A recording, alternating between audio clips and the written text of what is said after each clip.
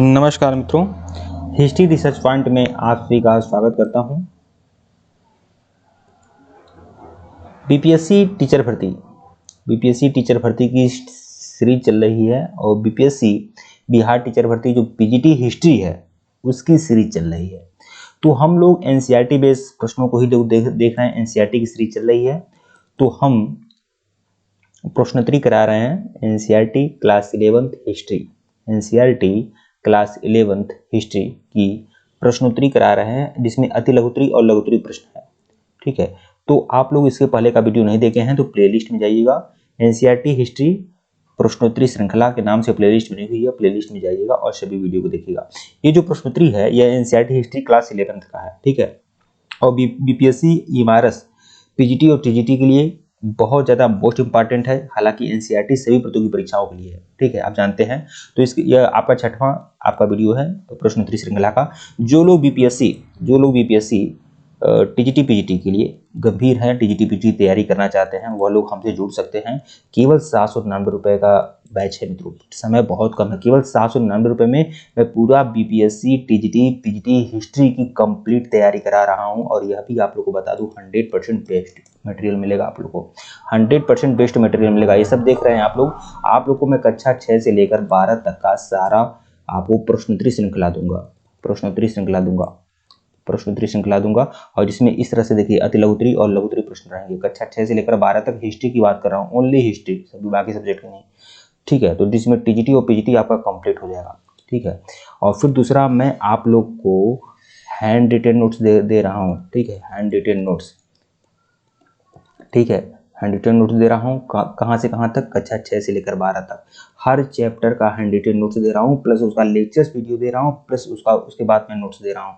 तो जो भी लोग गंभीर हैं, सीरियस हैं, वो लोग हमारे ऑफिशियल व्हाट्सएप नंबर पर मैसेज कर सकते हैं। ऑफिशियल व्हाट्सएप नंबर डिस्क्रिप्शन में भी दर्ज है, ऊपर भी शो हो रहा है। देखिए ऊपर हमारा ऑफिशियल व्हाट्सएप नंबर शो हो रहा है, यहाँ पर भी लिख दिया हूँ 8318397276, ऊपर भी शो हो रहा है। अगर यह आप नहीं देख पा रहे हैं तो ऊपर आप शो हो रहा है, आप लोग देख सकते हैं।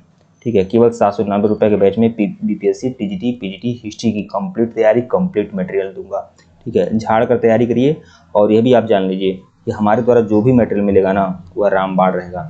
अगर आप लोगों ने परीक्षा होने तक हिस्ट्री रिसर्च पॉइंट का जो भी मटेरियल है बीपीएससी के लिए, टीजीटी पीजीटी के लिए जो भी कुछ दे रहा हो, अगर आपने उसे फॉलो किया है तो 100% बेहतरीन परिणाम मिलेगा। ठीक है, और टेलीग्राम बिल्कुल ज्वाइन कर लीजिएगा। हिस्ट्री रिसर्च पॉइंट का टेलीग्राम बनाया गया है और इसके पहले का वीडियो नहीं देखे हैं तो प्लेलिस्ट में जाइएगा। बीपीएससी एनसीईआरटी हिस्ट्री और प्रश्नोत्तरी श्रृंखला के नाम से प्लेलिस्ट बनी हुई है, प्लेलिस्ट में जाइएगा, देखिएगा। ठीक है, आइए शुरुआत करते हैं। तो यह आपका चैप्टर संख्या 6 है। ठीक है, आइए। चैप्टर का नाम है 3 महाद्वीपों में फैला हुआ साम्राज्य। 3 महाद्वीपों में फैला हुआ साम्राज्य, ये क्लास 11th का बुक है, विश्व इतिहास के कुछ विषय, उसका चैप्टर है ये, 3 महाद्वीपों में फैला हुआ साम्राज्य। इस चैप्टर का मैं पूरा हैंड रिटेन नोट्स दिया हूँ, हाथ से लिखा हुआ नोट्स दिया हूँ, प्लस उसका वीडियो लेक्चर्स के माध्यम से कंप्लीट भी कराया हूँ। ठीक है, जो पेड मेंबर है उन सबको मिलेगा। तो यह 3 महाद्वीपों में फैला हुआ साम्राज्य जो है, दरअसल यह जो पूरा चैप्टर है यह आपका रोम साम्राज्य के बारे में बताता है। ठीक है, रोमन साम्राज्य के बारे में यह पूरा चैप्टर है आपका। 3 महाद्वीपों में फैला हुआ साम्राज्य, रोमन साम्राज्य के बारे में यह पूरा चैप्टर है। दरअसल रोमन साम्राज्य जो था इतना ज़्यादा विस्तृत था कि इसका जो साम्राज्य है वह एशिया महाद्वीप, अफ्रीका और यूरोप, मतलब 3 महाद्वीपों में इसका साम्राज्य विस्तृत था, इसीलिए बहुत बड़ा साम्राज्य विकसित था रोमन साम्राज्य। तो इसी के बारे में यह पूरा चैप्टर है। ठीक है, तो हम लोगों ने चैप्टर तो अच्छे से देख लिया है, हम अति लघुत्तरी प्रश्नों को देखेंगे। रोमन साम्राज्य के इतिहास की जानकारी के मुख्य स्रोत कौन से हैं? बताएं, मुख्य स्रोत कौन से हैं? किसी भी इतिहास के किसी कालखंड को जानकारी के लिए स्रोत होता है ना कोई। ठीक है, तो रोमन इतिहास की जानकारी के स्रोत कौन से हैं? तो पाठ्य सामग्री स्रोत है। ठीक है, प्रलेख एवं दस्तावेज, जो राजकीय दस्तावेज थे, ठीक है, हर वर्ष के जो राजकीय दस्तावेज होते थे वह भी मुख्य स्रोत है इतिहास जानकारी का। और भौतिक अवशेष जैसे इमारतें, खंडहर, सिक्के, जो भी भौतिक अवशेष हैं वह, तो यह सब क्या है? यह रोमन साम्राज्य के इतिहास की जानकारी के स्रोत है। दूसरा देखिएगा, रोम के सम्राट आगस्टस का शासन किस बात के लिए जाना जाता है और क्यों? अच्छा, रोमन सम्राट जो थे आगस्टस, ये बहुत ज़्यादा प्रसिद्ध शासक थे, विश्व के महान शासकों में इनकी गिनती होती है।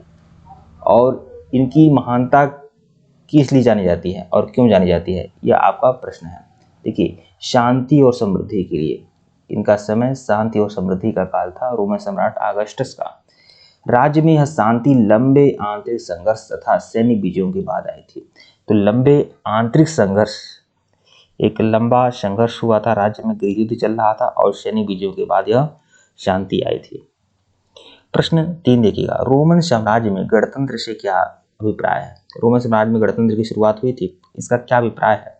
अब रोमन साम्राज्य में जो गणतंत्रात्मक व्यवस्था थी वह आज की गणतंत्रात्मक व्यवस्था के जैसी नहीं थी, इसीलिए पूछ रहा है कि उस गणतंत्रात्मक व्यवस्था से क्या अभिप्राय है। तो रोमन साम्राज्य में गणतंत्र ऐसी शासन व्यवस्था थी जिसमें वास्तविक सत्ता सेनेट नामक निकाय में निहित था। बताइए, यह गणतंत्रात्मक व्यवस्था जरूर थी, लेकिन वास्तविक सत्ता जो थी सेनेट नामक निकाय, सेनेट एक अलग संस्था होती थी, ठीक है। और इस संस्था में, सेनेट में जैसे बहुत सारे मेंबर होते हैं, 8, 10, 15 जो भी मेंबर होते थे, 8, 10, 15 मेंबर होते थे संस्था में, सेनेट नाम की संस्था में। और यही संस्था इस पूरी व्यवस्था को देखती थी। मतलब राजतंत्र रहता तो एक व्यक्ति राजा रहता है, यहाँ पर एक सेनेट नामक संस्था के निकाय के माध्यम से ही पूरा राजतंत्र चलाया जाता था, इसलिए इसे थोड़ा बहुत गणतंत्र कहा गया, क्योंकि इसमें एक व्यक्ति निर्णय नहीं लेता था, कई लोग निर्णय लेते थे। सेनेट से मतलब एक मंत्रिपरिषद या मंत्रिमंडल समझ लीजिए, ठीक है। अभिजात वर्ग की सरकार जो सेनेट के माध्यम से शासन चलाती थी। तो यह जो सेनेट में कौन लोग थे भाई? सेनेट में जो थे बड़े बड़े लोग थे ना, बड़े बड़े जो भी अभिजात वर्ग, कुलीन वर्ग जो लोग थे वही सेनेट में प्रवेश पाते थे और वही लोग सेनेट के माध्यम से अपना शासन चलाते थे। प्रश्न 4 देखिएगा, रोमन साम्राज्य के संदर्भ में प्रिंसिपेट से क्या तात्पर्य है? संक्षेप में उत्तर दीजिए। वह राज्य जो आगस्टस ने 27 ईसा पूर्व में स्थापित किया। जैसा कि हमने बताया कि रोमन सम्राट आगस्टस ने 27 बीसी में राज्य स्थापित किया था, जब मतलब कि 27 बीसी में यह राजा बना था आगस्टस, ठीक है। 27 बीसी मतलब ईसा मसीह के जन्म के 27 साल पहले, मतलब 27 ईसा पूर्व में यह शासक बना था रोमन सम्राट आगस्टस। तो रोमन सम्राट आगस्टस के शासन काल को प्रिंसिपेट कहा जाता है, प्रिंसिपेट। तो वही कह रहा है कि रोमन सम्राट के संदर्भ में प्रिंसिपेट से क्या तात्पर्य, संक्षेप में बताएं तो यह राज्य आगस्टस से 27 ईसा पूर्व स्थापित किया था यह राज्य, ठीक है। प्रश्न 5 देखिएगा, रोमन साम्राज्य के राजनीतिक इतिहास में 3 प्रमुख खिलाड़ी कौन थे? मतलब रोमन साम्राज्य जो खड़ा था, इतना बड़ा रोमन साम्राज्य, उसका जो राजनीतिक इतिहास था, 3 प्रमुख खिलाड़ी कौन थे? मतलब 3 प्रमुख वर्ग जिस पर यह पूरा का पूरा साम्राज्य टिका हुआ था, जो इस साम्राज्य के राजनीतिक आधार थे, वह कौन लोग थे? तो एक था सम्राट स्वयं, फिर अभिजात वर्ग का ही सेनेट में प्रभाव था, ठीक है। एक तरह से समझिए राजा को नियंत्रित करने के लिए यह सेनेट बनाई गई थी। इसमें कौन था? अभिजात वर्ग थे। और तीसरी कौन थी? सेना थी और अभिजात वर्ग और सम्राट, ये सब क्या थे? राजनीतिक आधार थे। सेना के माध्यम से संपूर्ण कंट्रोल होता था, पूरा कंट्रोल होता था, और अभिजात वर्ग पूरा पावरफुल था, ये सब लोग मिलकर निर्णय लेते थे, और सम्राट अपने आप में एक था अलग, ठीक है। प्रश्न 6 देखिएगा, रोमन साम्राज्य की सेना की किन्हीं 2 विशेषताओं का उल्लेख कीजिए। अब रोमन साम्राज्य की जो सेना थी, इनकी किन्हीं 2 विशेषताओं का उल्लेख करना है, लेकिन मैं आपको बता दूं रोमन साम्राज्य की सेना जो थी बहुत स्वेच्छाचारी थी और बहुत ही ज़्यादा निरंकुश होती थी, ठीक है। ये हमेशा गृह युद्ध में संलग्न रहती थी सेना, ठीक है, और हमेशा अलग अलग तरह की डिमांड किया करती थी। तो रोम की सेना व्यवसायिक थी, ठीक है। अब देखिए, ये व्यवसायिक सेना थी, मतलब वही कह रहा हूँ, ये बार बार डिमांड किया करती थी राजा से, कभी अपनी वेतन वृद्धि को लेकर, कभी अपनी सेवा शर्तों को लेकर। ये संगठित रहती थी। देखिए, सेनाएं उस समय संगठित नहीं होती थी, लेकिन इस समय रोमन साम्राज्य की जो सेना थी वह संगठित हुआ करती थी। ये लोग अपना संगठन चलाते थे और बात बात पर यह गृह युद्ध कर लेते थे, बात बात पर यह अपनी वेतन वृद्धि या अलग तरह की मांग डिमांड करते रहते थे। तो रोम की सेना व्यवसायिक थी, जिसमें प्रत्येक सैनिक का वेतन दिया जाता था। तो प्रत्येक सैनिक वेतन लेता था और काम करता था, व्यवसायिक था। प्रत्येक सैनिक को कम से कम 25 वर्ष तक सेवा करना पड़ता था। तो 25 वर्ष तक प्रत्येक सैनिक सेवा करता था, उसके बाद वो रिटायर हो जाता था। 25 साल तक, ध्यान रखिएगा। रोमन साम्राज्य में साक्षरता की स्थिति को संक्षेप में वर्णन करिए। रोमन साम्राज्य में साक्षरता व्यवस्था को बताना है।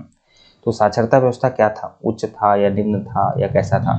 तो काम चलाऊ साक्षरता व्यापक तौर पर थी, ठीक है। उस समय की जो साक्षरता थी, काम चलाऊ साक्षरता थी, मतलब थोड़ा बहुत लोग साक्षर थे, ठीक है, इससे थोड़ा बहुत काम चलता था, बहुत ज़्यादा विद्वान नहीं होती थी आम जनता, ठीक है। पोम्पोई में गलियों की दीवारों पर अंकित विज्ञापन, यह आपका रोमन साम्राज्य में एक शहर था, नगर था पोम्पोई, ठीक है। वहाँ गलियों की दीवारों पर विज्ञापन लिखे होते थे। आज भी आप लोग विज्ञापन देखते हैं ना, पोस्टर देखते हैं, बैनर देखते हैं, पंपलेट चिपकाया रहता है, आप लोग देखते हैं, बड़े बड़े होल्डिंग देखते हैं, वो क्या है, वो विज्ञापन है। तो उस समय रोमन साम्राज्य में भी विज्ञापन, दीवारों पर विज्ञापन चिपकाया जाता था, ठीक है। मिस्र में सैकड़ों पेपराइज प्राप्त हुए हैं जिन पर संविदा पत्र लिखे जाते थे। पेपराइज कहा जाता है एक जिस पर संकलन किया जाता था, कुछ लिखा जाता था, ठीक है। पेपराइज पत्ते होते थे जिस पर कुछ न कुछ लिखा जाता था। जिस तरह से भारत में भोजपत्र होता था हमारे देश में, वैसे ही पेपराइज होता था रोमन साम्राज्य में, तो उस पर कुछ न कुछ लिखा जाता था। तो मिस्र में सैकड़ों पेपराइज प्राप्त हुए हैं जिन पर संविदा पत्र लिखा होता था, कॉन्ट्रैक्ट लिखा हुआ था, मतलब एक दूसरे का कॉन्ट्रैक्ट कि तुम ये काम करोगे, मैं ये काम करूंगा, ठीक है। ये संविदा लिखा जाता था। संविदा मतलब कॉन्ट्रैक्ट होता है, कॉन्ट्रैक्चुअल, ठीक है।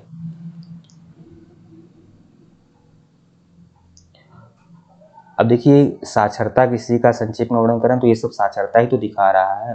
विज्ञापन मिल रहा है, पेपराइज द्वारा लिखे गए संकलन मिल रहे हैं, ठीक है। प्रश्न 8 देखिएगा, रोमन साम्राज्य ने चांदी की मुद्रा ढालना क्यों बंद कर दिया?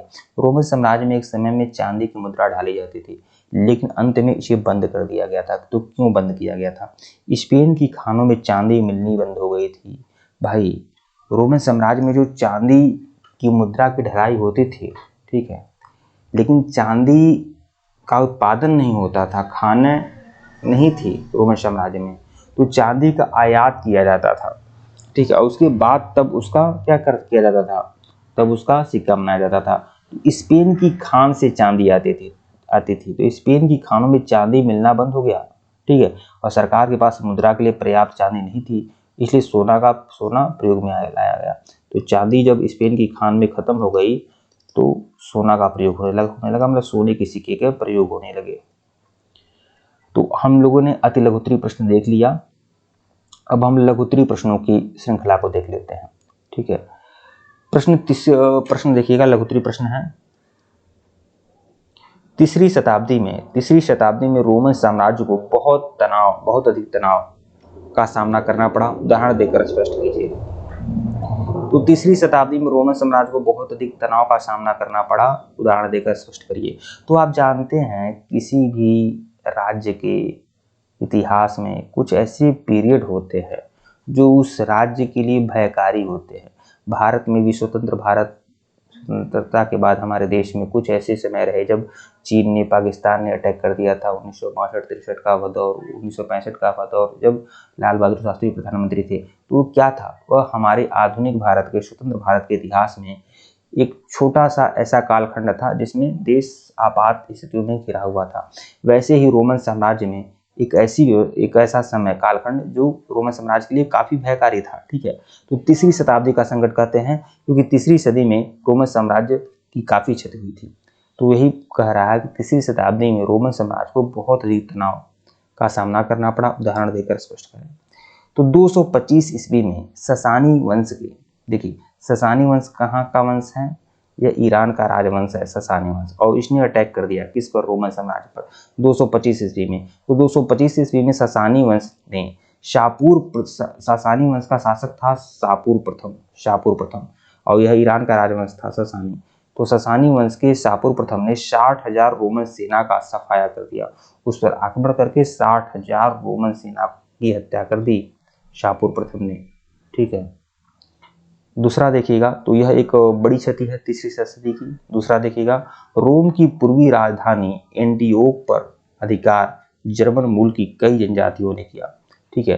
तो रोम की पूर्वी राजधानी, रोम जो शहर था उसकी पूर्वी राजधानी थी एंटियोक, और उस पर जर्मन मूल की जनजातियों ने अधिकार कर लिया और वह डेन्यूब नदी की सीमाओं को पार करके एंटियोक पर अधिकार कर लिया।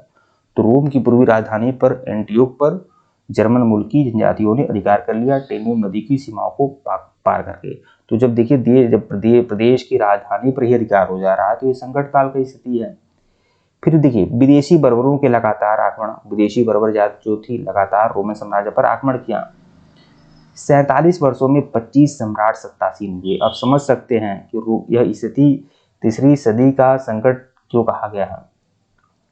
225 बीसी से लेकर 247, जैसा कि है 225 बीसी से लेकर 247 तक 47 वर्षों में कुल 25 सम्राट सत्तासीन हुए थे। 47, यह आपस पीरियड सही नहीं है और आवश्यकता भी नहीं है, बस ये समझ लें कि तीसरी सदी में 47 वर्षों के अंदर 25 सम्राट सत्तासीन हुए। मतलब कोई भी शासक आता था रोमन साम्राज्य में कंट्रोल नहीं कर पाता था, और कंट्रोल नहीं कर पाता था तो या तो हट जाता था या हटा दिया जाता था। तो 25 ऐसे शासक आए और गए केवल 47 सालों के अंदर। आप सोच सकते हैं 47 वर्षों के अंदर 25 शासकों का फेरबदल क्या दर्शाता है। तो यह एक बहुत बड़ा संकट की स्थिति थी।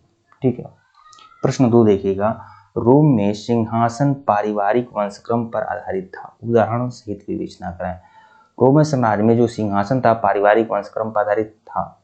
इसका मतलब रोम में कोई शासक होता था तो उसके ही खानदान का या उसका पुत्र या जो भी कुछ हो उसके ही खानदान का व्यक्ति, उसके ही वंश का व्यक्ति शासक बनता था।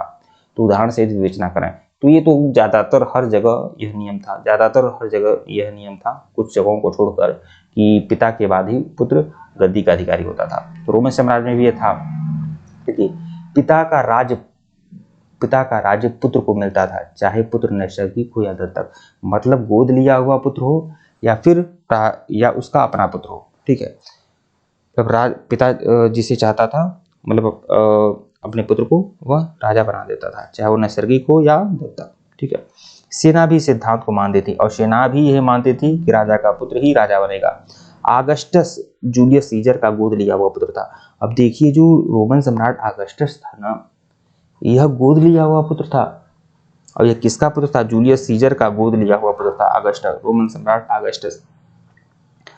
टिबेरियस भी आगस्टस का पुत्र। अब देखिए आगस्टस का भी पुत्र था टिबेरियस, वह भी इसका अपना पुत्र नहीं था, यह भी गोद लिया हुआ पुत्र था। ठीक है, तो इसे समझ सकते हैं। देखिए सत्ता का सहज परिवर्तन सुनिश्चित करने के लिए आगस्टस ने टिबेरियस को गोद लिया था, यह आप समझ सकते हैं। सबसे पहले जूलियस सीजर का दत्तक पुत्र आगस्टस और आगस्टस का पुत्र टिबेरियस। तो इससे क्या पता चलता है? इससे पता चलता है कि राजा का पुत्र ही राजा बन सकता था, कोई दिक्कत नहीं थी। लेकिन वह पुत्र चाहे उसका नैसर्गिक पुत्र हो या दत्तक पुत्र हो, कोई दिक्कत नहीं है। प्रश्न 3 देखिएगा, रोमन साम्राज्य सांस्कृतिक विविधता का अनुपम मिश्रण था, इस कथन की विवेचना करें। अब देखिए रोमन साम्राज्य सांस्कृतिक विभिन्नता का अनुपम मिश्रण था, मतलब रोमन साम्राज्य इतना समृद्ध था सांस्कृतिक दृष्टि से, कला और संस्कृति की दृष्टि से विविधता था, मतलब बहुत बड़ी बड़ी भिन्नताएं थी रोमन साम्राज्य में। तो इसको कैसे बताएं? देखिए कथन की विवेचना करिए। देखिए धार्मिक संप्रदायों और स्थानीय देवी देवताओं में भरपूर विविधता थी। रोमन साम्राज्य में धार्मिक संप्रदायों की विविधता थी, बहुत सारे धार्मिक संप्रदाय थे, और स्थानीय देवी देवताओं में भी भरपूर विविधता थी। अरे जी भाई मेरे, अभी मैंने बता ही दिया है कि रोमन साम्राज्य इतना विशाल था कि उसमें एशिया, अफ्रीका और यूरोप का बहुत बड़ा भाग समाहित था। हम ये नहीं कह रहे कि सारा एशिया, सारा अफ्रीका, सारा यूरोप समाहित था, मतलब 3 महाद्वीपों में उसके साम्राज्य थे, थोड़े हिस्से में। तो जब 3 महाद्वीपों में साम्राज्य रहेंगे तो बहुत सारी भिन्न भिन्न जातियां रहेंगी, बहुत बड़े बड़े धर्म, अलग अलग धर्म रहेंगे, अलग अलग संस्कृति रहेगी, तो सांस्कृतिक विविधता तो आएगी ना। तो बहुत सारे धार्मिक संप्रदायों और स्थानीय देवी देवताओं में भरपूर विविधता था। रोमन साम्राज्य में बोलचाल की अनेक भाषाएं थीं, वेशभूषा की विभिन्न शैलियां थीं और तरह तरह के भोजन थे। ठीक है, तो ये धार्मिक विविधता, सांस्कृतिक विभिन्नता तो दिखा ही रहा है। सामाजिक संगठनों के भिन्न भिन्न रूप थे, बस्तियों के अनेक रूप थे। प्रश्न 4 देखिएगा, भूमध्य सागर और निकटवर्ती पूर्व में दासता रूपी संस्था की गहरी जड़ों का विश्लेषण करें। दास प्रथा की बात हो रही है और आपको बता दें पूरे विश्व के इतिहास आप पढ़ लीजिए, पूरी विश्व का, पूरा विश्व का इतिहास पढ़ लेना आप लोग, किसी भी कालखंड का, किसी भी सभ्यता का। दास प्रथा की जो स्थिति, जो भयावहता रोमन साम्राज्य में था वो कहीं नहीं था। दास मृत्यु की भीख मांगते थे और उन्हें मृत्यु तक नहीं मिलती थी। ठीक है, इसीलिए पश्चिम के देश से जब मेगास्थनीज आया भारत में, मौर्य साम्राज्य में, तो उसने कहा कि भारत में दास प्रथा नहीं है, क्योंकि दास प्रथा का जो भयावहता वो अपने देश में देख चुका था। वो भारत में दासों के साथ ऐसा कोई व्यवहार नहीं किया जाता था, इसलिए वो माना कि दास प्रथा है या नहीं है, जबकि दास प्रथा था। ठीक है, तो वही कह रहा है कि जो भूमध्य सागर और निकटवर्ती पूर्व में दासता रूपी संस्था की गहरी जड़ों का विश्लेषण करिए। ये रोमन साम्राज्य के बारे में ही बोल रहा है। रोमन साम्राज्य में दासता की जड़ें गहरी थी। ईसाई धर्म के राज्य बनने के पश्चात भी गुलामी की प्रथा को कोई गंभीर चुनौती नहीं थी। अब सोचिए, ईसाई धर्म जो बहुत ही ज्यादा उदारता पर आधारित धर्म था, उसके बाद भी, और लोग ईसाई धर्म अपना भी चुके थे, लेकिन उसके बावजूद भी ईसाई धर्म जो मानवता की शिक्षा देता था, उदारता की शिक्षा देता था, लेकिन उसके बावजूद भी गुलामी की प्रथा थी और दासों की प्रथा थी और दासों के साथ दुर्व्यवहार लोग करते थे। लेकिन इसका तात्पर्य यह नहीं है कि अधिकांश श्रम दासों द्वारा किया जाता था। मतलब दासों के साथ श्रम, दासों को श्रम करवाया जाता था, लेकिन अधिकांश श्रम दासों द्वारा नहीं किया जाता था। ठीक है, इटली में 75 लाख की जनसंख्या में 30 लाख दास। वाह, अरे क्या होगा यार, 75 लाख की आबादी थी, ये बस सोचने वाली बात है। इटली में 75 लाख की आबादी थी और उसमें 30 लाख दास थे। अच्छा, ये भी सोचिए, ये अपनी शक्ति अपना जानते नहीं थे। 75 में 30 लाख दास थे और सब मारे काटे जाते थे और सब काम करने के लिए मजबूर थे। ठीक है, वो गुलाम बनने के लिए मजबूर थे। आज 2, 4, 5 लाख कोई रहे तो गुलाम नहीं बनेगा। ठीक है, और उस समय 75 में 30 लाख दास होने के बावजूद भी यह लोग गुलाम थे और इटली में 75 में 30 लाख दास थे। ठीक है, तो मानसिक रूप से यह गुलाम हो गए थे, अपने आप को कमजोर समझ लिए, इन्होंने कभी विद्रोह नहीं किया।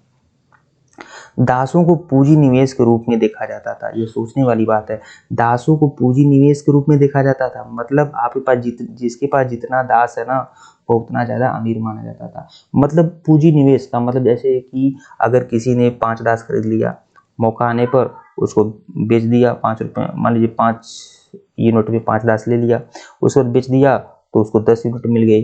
ठीक है, तो इस तरह से पूंजी, जैसे मान लीजिए अगर आप कोई जमीन लेते हैं, कोई कुछ सोना लेते हैं, तो इन्वेस्ट कर रहे हैं ना, ताकि आगे आपको फायदा मिले। वैसे ही दासों को पूंजी निवेश के रूप में देखा जाता था। ठीक है, बाद में उसको महंगे दाम पर बेचा भी जाता था, फिर बदल भी किया जाता था।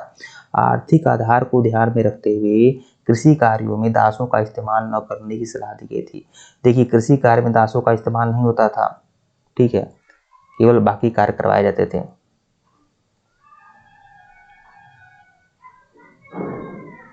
प्रश्न 5 देखिएगा, रोमन साम्राज्य के पतन के क्या कारण थे, संक्षेप में बताएं।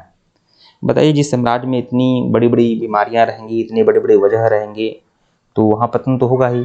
तो क्या है पतन का कारण? रोमन साम्राज्य के पतन की प्रक्रिया में बाहरी आक्रमण का योगदान रहा। मतलब बाह्य आक्रमण लगातार होते रहे रोमन साम्राज्य में बाहरी जातियों के, इसलिए इसका पतन हो गया। उत्तर में जर्मन मूल की समूहों द्वारा आक्रमण, जैसा कि हमने बताया कि उत्तरी भाग से जर्मन मूल की कई जातियों ने आक्रमण किया और बहुत बड़े बड़े भाग पर अधिकार कर लिया रोमन साम्राज्य के। इस तरह से रोमन साम्राज्य जर्जर होता गया। ईरान के ससानी वंश के शासकों द्वारा पूर्वी प्रांतों पर आक्रमण किया गया। ठीक है, भीषण युद्धों के पश्चात पूर्वी रोम अरबों के अधिकार में आ गया। तो रोम का जो पूर्वी भाग है, रोम का जो पूर्वी भाग था, वह किसके अधिकार में आ गया? वह आपके अरबों के अधिकार में आ गया। तो यह सब क्या थे? ये सब पतन के कारण थे।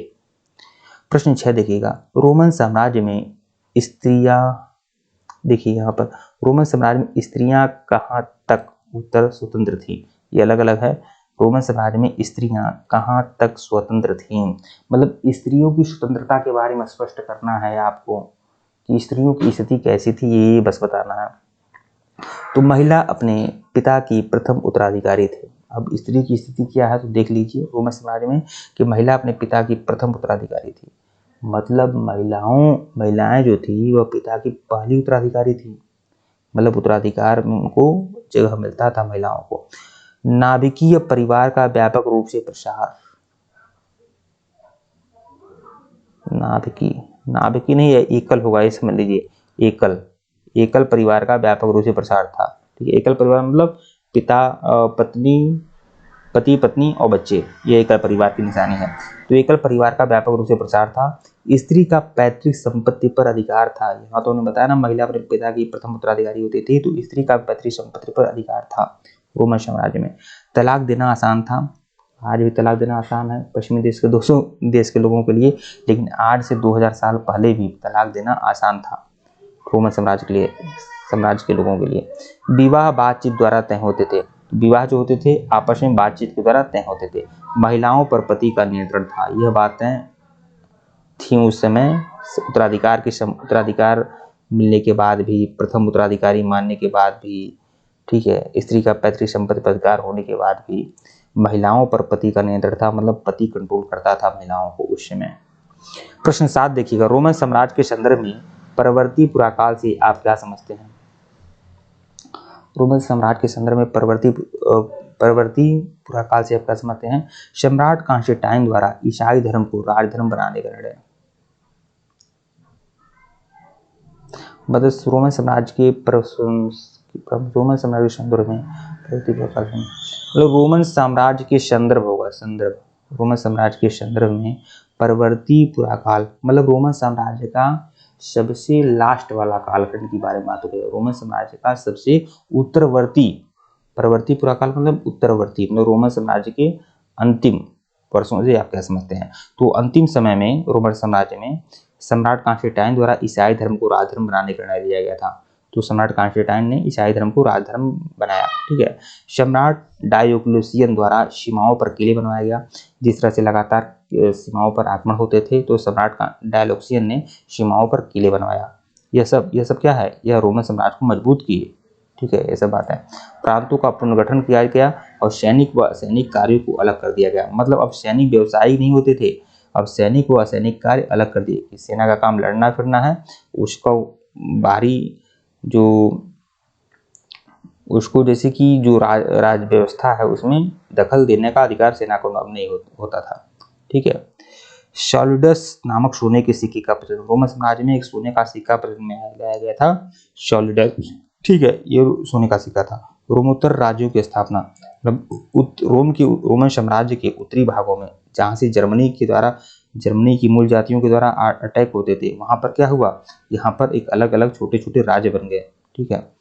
प्रश्न 8 देखिएगा, रोमन साम्राज्य में श्रमिकों का नियंत्रण रखने के लिए कौन कौन से तरीके अपनाए जाते थे? तो रोमन साम्राज्य में श्रमिकों पर मतलब दासों पर या श्रमिकों पर नियंत्रण रखने के लिए कौन कौन से तरीके अपनाए जाते थे?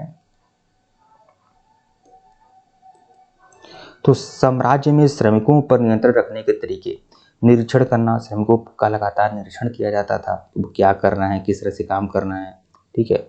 श्रमिकों का निरीक्षण करना, श्रमिकों के समूह रखना, मतलब अलग अलग समूहों में श्रमिकों को बांट दिया जाता था ताकि उनकी निगरानी अच्छे से किया जा सके। जंजीर डालकर रखना, बताइए, श्रमिकों को जंजीर डालकर रखा जाता था। दागा जाना, मतलब श्रमिकों के शरीर पर दाग का निशान लगाया जाता था, दागा जाता था, ठीक है, एक चिन्ह बना दिया जाता था ताकि वह चिन्ह उनके पास रहे, ताकि पता चले कि यह उनका दास है, श्रमिक है। ऋण संविदा, और जब कोई श्रमिक को ऋण दिया जाता था तो उससे हस्ताक्षर करवा लिए जाते थे, संविदा करवा लिया जाता था, ठीक है। प्रश्न 9 देखिएगा, रोम के संदर्भ में नगर क्या थे?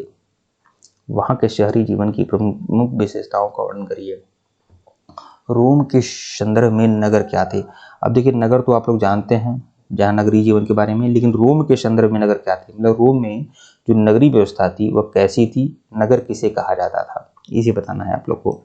तो खाने की कमी नहीं, मतलब रोम की जो नगर थे वहाँ खाने की कमी नहीं थी, सब व्यवस्था था वहाँ पर, ठीक है।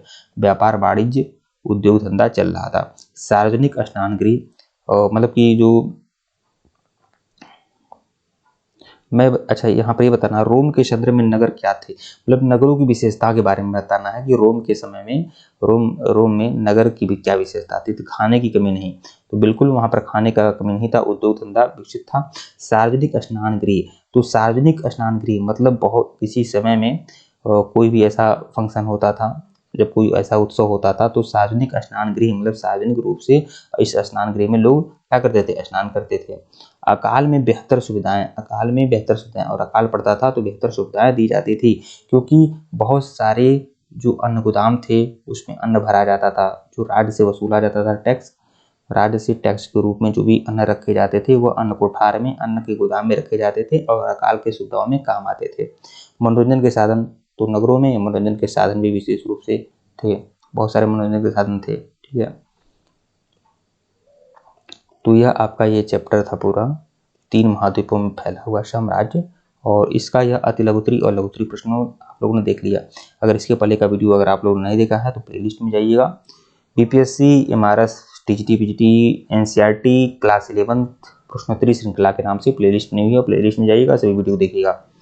ठीक है, यह हमारा ऑफिशियल व्हाट्सएप नंबर है, मैसेज कर सकते हैं। केवल 799 रुपये में कंप्लीट एनसीईआरटी हिस्ट्री आपको मिलेगी कक्षा 6 से लेकर 12 तक, और बीपीएससी टीजीटी पीजीटी की कंप्लीट तैयारी कराई जाएगी 799 रुपये में।